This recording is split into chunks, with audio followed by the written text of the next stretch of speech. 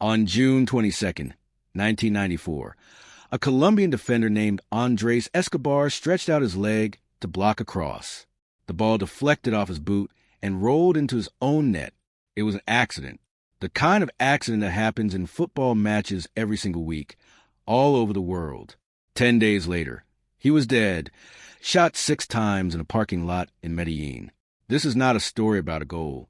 It's a story about a country at war with itself, a sport tangled up with drug money and violence, and one man who, in the worst week of his life, chose to come home anyway. This is the true story of Andrés Escobar, known to the people of Colombia as El Caballero del Fútbol, the gentleman of football. Andrés Escobar Celdariga was born in Medellín on March 13, 1967, into a middle-class family. His father, Dario, was a banker who founded an organization that gave local children a safe place to play football instead of spending their time on the streets.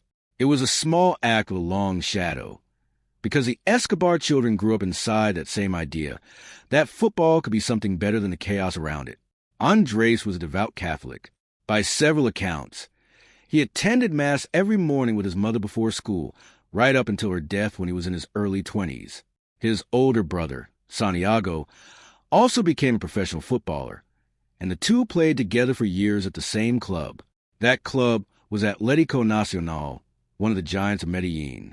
Andrés joined their youth system in 1985 at 18 years old and made his senior debut the following year. He would stay there, with one short break, for the rest of his career.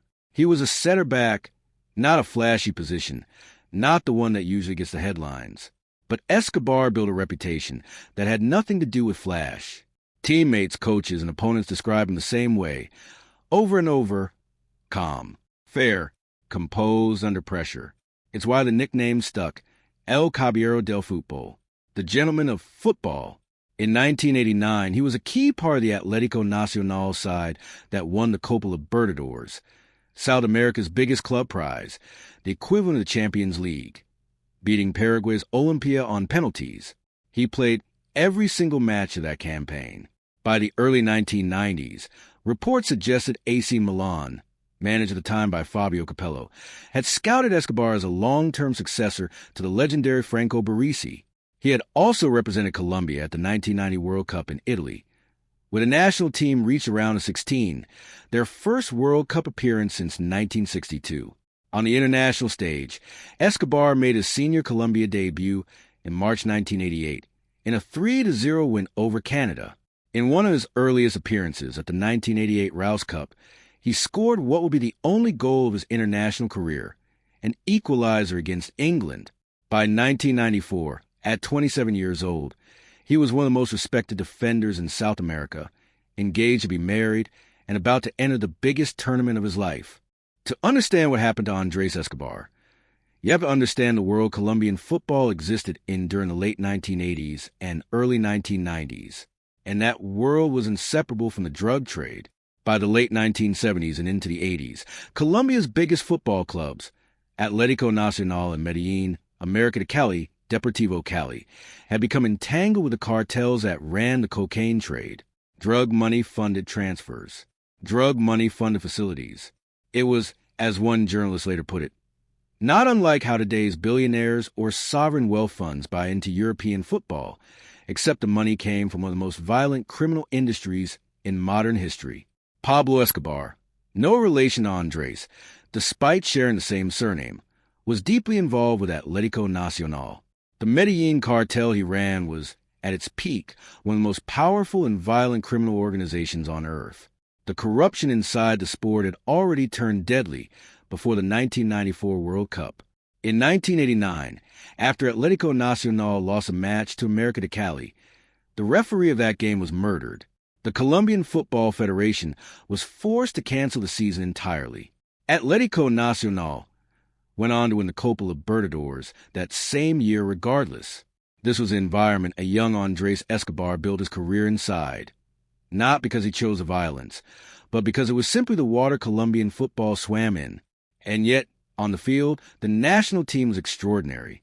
Between 1991 and 1993, Colombia lost only once in 26 matches. The signature result of that run came in September 1993, a 5-0 demolition of Argentina away in Buenos Aires, a result still considered one of the great upsets in South American football history. Pelé himself picked Colombia as a favorite to win the 1994 World Cup, but even that celebration carried Colombia's darker undercurrent. Reports from the time described dozens of people killed and hundreds injured in the celebratory chaos that followed the Argentina win back home, a grim illustration of just how combustible the atmosphere around the national team already was, months before the tournament even began. Pablo Escobar himself was killed in a shootout with Colombian and American security forces in December 1993, just months before the World Cup. His death didn't calm the underlying violence in Colombian football.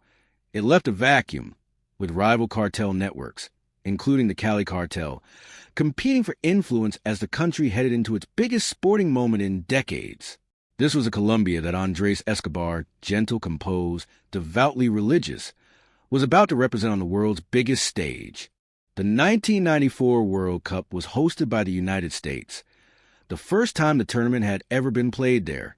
Colombia arrived as one of the most fancied teams in the field, drawn into Group A alongside the host nation, Switzerland, and Romania. Their opening match against Romania at the Rose Bowl on June 18th went disastrously wrong. Colombia lost 3-1, completely outplayed by a Romanian side built around Gheorghe Hagi. For a team many had picked to contend for the trophy, it was a humiliating start.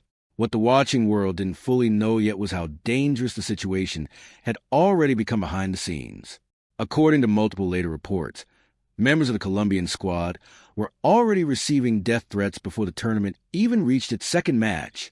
The midfielder Hernan Chanto Herrera reportedly had a family member kidnapped around this period, and his brother was later killed in a car crash tied to the surrounding chaos.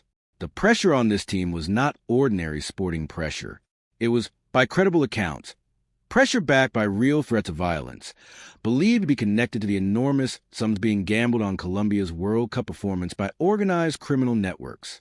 Their second match, against the United States, was now essentially a must-win. On June 22, 1994, at the Rose Bowl in Pasadena, in the 34th minute, American midfielder John Harkes sent a cross into the Colombian box. Escobar stretched to cut out, try and intercept the danger before it reached American forward Ernie Stewart. Instead, the ball deflected off his leg and rolled past his own goalkeeper, Oscar Cordoba, into the net. It was, by every credible account, an authentic defensive accident, the kind of misjudged interception that happens constantly in football. There was no malice in it, no controversy about how it happened, just a fraction of a second that went wrong. The United States doubled their lead early in the second half through Ernie Stewart. Colombia pulled one goal back in stoppage time through Adolfo Valencia, but it wasn't enough. The U.S. won 2-1. Colombia still had a mathematical path to the next round. They needed to beat Switzerland in their final group match, and needed the United States to beat Romania in the other game. Colombia did beat Switzerland 2-0, but Romania beat the United States, and Colombia, one of the tournament favorites, was eliminated at the bottom of their group. For a country that had pinned enormous national hope and, for some, enormous illegal gambling money on this campaign, the collapse was catastrophic, and reports described death threats against the squad escalating sharply in the aftermath. Escobar was offered the option to stay in the United States, to visit family in Las Vegas or Miami, or to remain as a television commentator for the rest of the tournament, putting distance between himself and the anger back home. He turned it down. According to his sister, Maria Esther, he told her, "I want to go to Colombia and show my face." In the days after the elimination, Escobar did something that would later be remembered as one of the most striking acts of grace in football history. He sat down and wrote a newspaper column, published in El Tiempo, one of Colombia's major papers, with a version also appearing under the same theme in El País. He didn't write to make excuses. He didn't write to deflect blame onto anyone else. He wrote, in essence, to ask his country for something simple: perspective. According to multiple translated reports of the column, he wrote that the experience, the disappointment, the weight of it, was something he had never felt before in either his amateur or professional career, and that it had happened at the worst possible moment for Colombian football, But he urged people to look forward rather than back. He wrote that the country had two choices: to let anger paralyze it and let the surrounding violence continue, or to rise above it and try to help one another instead. He asked simply for people to maintain respect, and he closed the column with a line that would become, almost unbearably, the phrase history remembers him by. It's been a most amazing and rare experience. We'll see each other again soon, because life does not end here. He meant it about football, about a tournament, about one mistake in one match. He could not have known how those words would be read back to his country 8 days later with an entirely different and devastating meaning. Friends who spoke to him in this period described someone who was genuinely sad. That was only natural, but who also felt, in the words of his childhood friend Juan Jairo Galliano, that he had not committed any crime by scoring an own goal, and that he could hold his head up. He believed, by most accounts, that the people of Medellín still loved him, and that he had no real reason to fear going home. We're going to walk through what happened next carefully and factually, because this part of the story has been exaggerated and mythologized over 3 decades. We want to tell you what is actually documented, and where the documented record runs out. On the evening of July 1st, 1994, 5 days after Colombia's elimination, Andrés Escobar went out with friends in the El Poblado neighborhood of Medellín. The group visited a bar, then a liquor store, and eventually arrived at a nightclub called El Indio. At some point during the night, his friends became separated from him. According to multiple reports, 2 men later identified as Brother Santiago and Pedro Galán, associates connected to organized crime in Medellín, were present and, according to some accounts, taunted Escobar over the own goal that night. At approximately 3 o'clock in the morning, Escobar was alone in the parking lot of the club, sitting in his car, when 3 men approached him. An argument broke out. 2 of the men drew handguns. Andrés Escobar was shot 6 times with a .38 caliber pistol. Multiple, independently reported witness accounts state that the gunman shouted the word, Joel, go, after each shot. It is one of the most chilling details in modern sports history, and it's reported consistently enough across separate outlets that most historians treat it as credible, even though, like much of that night, it cannot be independently verified beyond witness testimony. The men fled the scene in a pickup truck. Escobar was rushed to hospital. He died from his wounds approximately 45 minutes later. He was 27 years old. Now, here is what responsible reporting on this case has always been careful to say. The precise motive has never been proven in a court of law. Colombia's football historians and several journalists who have studied the case closely, including Jonathan Wilson, who has written extensively on Colombian football, caution that the full picture is more complicated than he was murdered because of one goal. Medellín in 1994 had one of the highest murder rates in the world, a city saturated with cartel violence, organized gambling, and casual armed confrontation. Some reporting has suggested the immediate argument that night may have escalated for reasons beyond football entirely.